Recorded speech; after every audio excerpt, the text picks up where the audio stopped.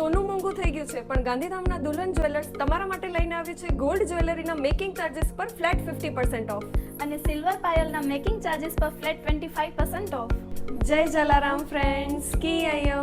ગાંધીધામની 70 વર્ષ જૂની પેઢી મુકેશ જ્વેલર્સ અને 16 વર્ષ જૂની પેઢી દુલ્હન જ્વેલર્સ જે સિલ્વરમાં કચ્છના સ્પેશિયલ દેશી ઘાટ ઘરેણા માટે પ્રખ્યાત છે.